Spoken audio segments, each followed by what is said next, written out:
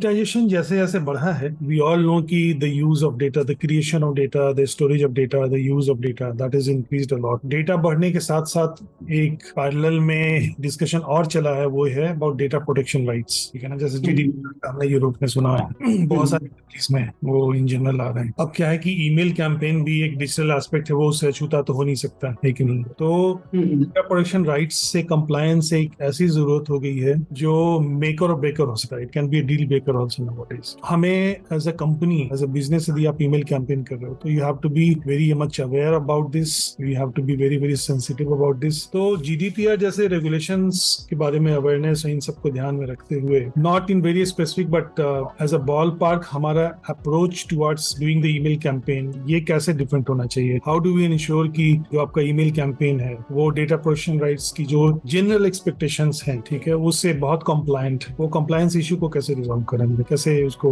Follow करें? Email marketing की जहाँ तक बात करते हैं और डाटा प्राइवेसी की बात अगर होती है, बहुत सारी बातें होती है इसके बारे में। बट मुझे लगता है कि दो चीजें हैं, दोनों ही चीजें इसमें हैं एक साथ, इनकी एक्सप्लॉइटेशन भी है। बट मुझे ये भी लगता है कि जितनी भी डिजिटल मीडियम और है उसमें अगर प्राइवेसी की बात किया जाए तो ईमेल मार्केटर्स ही सबसे ज्यादा ध्यान भी रखते हैं। मीन्स एक ही तरफ दोनों चीजें हैं, मतलब एक्सप्लॉइटेशन भी ज्यादा है ईमेल मार्केटिंग में, तो लोग ध्यान भी सबसे ज्यादा इसी में रखते हैं इनके कॉन्सिक्वेंसेस हैं। अगर आप किसी एड को चलाते हो तो एवरीबडी कैन वॉच दैट, उसको कोई ऑब्लिगेशन नहीं, क्योंकि उनको पता है कि हमें इस चीज में इंटरेस्ट है, इसलिए शायद मुझे ऐड दिख रहा है, सबको इतना पता है। But email marketing is what, कि जब आप ईमेल कर रहे हो और उन्हें जब ईमेल दिखता है कि अरे यार मेरे पर्सनल पे आ गया ये, तो दे आर थिंकिंग कि अरे ये जिसने क्राइम किया है, and they can even sue you.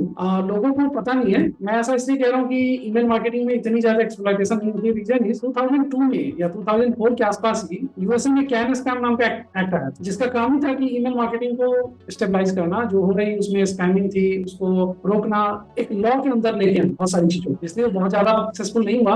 Otherwise सबको ही उसके बारे में जान रहा होता। But yes, that is something जिसने बहुत कुछ रोक दिया। मतलब जीडीपीआर जो आप बात कर रहे हैं, जिसने यूके ने और ये ईयू ने लाया है, ये तो 2-3-4 साल पहले की बात है। बट जो मैं बात कर रहा हूँ आज से 20 साल पहले की बात कर रहा हूँ। तो ईमेल मार्केटिंग में उस तरह के लॉ पहले से भी थे, और जो actually email marketing standard form से करते हैं उनको क्या स्पैम क्या है उसके बारे में उनको मालूम होना चाहिए और होता होगा, और they have to follow that things. अब भारत में भी डाटा प्रोटेक्शन बिल आ चुका है, personal data protection bill. USA में ऑलरेडी प्लानिंग हो रही है, एंड यूके की जीडीपीआर के अंतर्गत कवर होता है, पूरा यूएस के अंदर कवर होता है। तो that is something coming, upgraded version of that thing means cans, और that is going to cover many other things, many other business. मेरा पॉइंट है कि ईमेल मार्केटिंग के लिए ऑलरेडी ऐसा लॉ था, और जो एक रिस्पॉन्सिबल ईमेल मार्केटर है उसको ऑलरेडी फॉलो कर रहे हैं। बात आती है कि आप जान के अवॉइड करते हो, और दूसरी होती है कि आप जानते नहीं। तो डेंजरस थिंग इज कि आप जानते नहीं हो, क्योंकि फिर आप जाने अनजाने में ऐसी चीजें कर रहे होते हैं जिसके कॉन्सिक्वेंसेस आपकी कंपनी को झेलने पड़ सकते। तो कैसी क्या क्या ऐसी चीजें हैं जिसको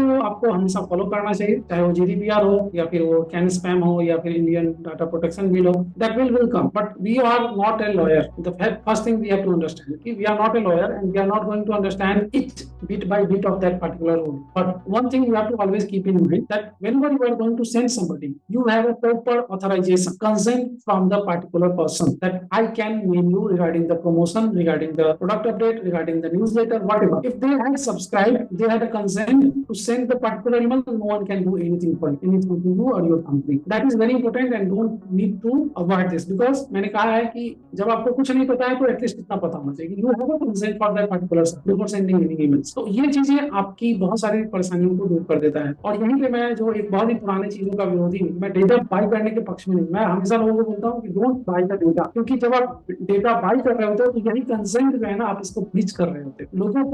लोगों के डेटा को किसी थर्ड पार्टी से लेने का मतलब है कि आप डेटा तो ले रहे हो लेकिन आपने कंसेंट नहीं लिया है। बिल्कुल। दे डोंट टेल यू कि आप मेल कर सकते हो। वो डेटा उन्होंने दिया था, मे बी की एक कंपनी है माइक्रोसॉफ्ट सपोर्ट करती है या कोई XYZ कंपनी ले लेते हैं जिसके पास करोड़ों लोगों की data, but that data is only because people believe in that particular company. It doesn't mean that XYZ company is going to sell the data to everyone. तो वो कंपनी में फंसेगा तो बेच रहा है data, and you will also going to फंस because आपने एक इलीगल प्रैक्टिस की है। डेटा परचेज नहीं, illegal purchase practice. Illegal purchase है कि डेटा परचेज करके आपने उसका एक्सप्लॉइटेशन शुरू किया है। मींस व्हाट, बट आपने बिना कंसेंटेड ईमेल सेंड करना शुरू किया, so that is something you have to worry about. If you are going to send something, you are doing you are doing the criminal things, very simple. Email लोगों को लगता है कि इतनी चीजें, इतनी छोटी चीज है, बट अगर आप बहुत सारे कंट्री में आप सू कर सकते हो, कंपनी को केस कर सकते हो कि आपने बिना कंसेंट के हमारे ऊपर जो है हम ईमेल किया था। इंडिया में वैसा लॉ नहीं है, बट मे बी फ्यूचर में बन सकता है, and I respect that. If you every user have a right to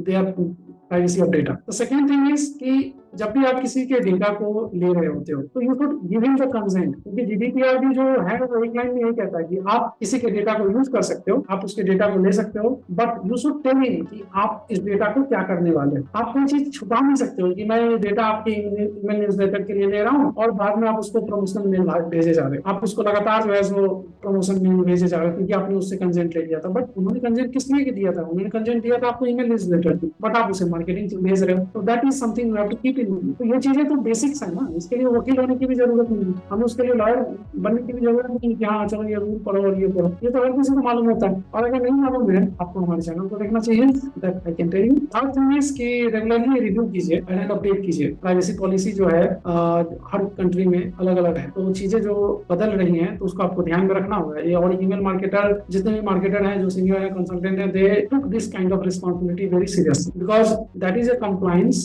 practices and you have to comply with this practices. अगर आप ऐसा नहीं करते हो तो most probably you are putting your company and your role into the risk, so you should do this। तो 3 चीजें मैंने बताई, अगर मैं उन चीजों को समराइज करूं तो first thing is take the consent from your subscriber, second one is clearly disclose what you are going to do with the data, and the third is regularly update yourself with the related compliance regulatory practices। so ये 3 चीजें हैं, उसको ध्यान रखें। तो most of the चीजें आप avoid कर सकते हो while you are doing the email marketing।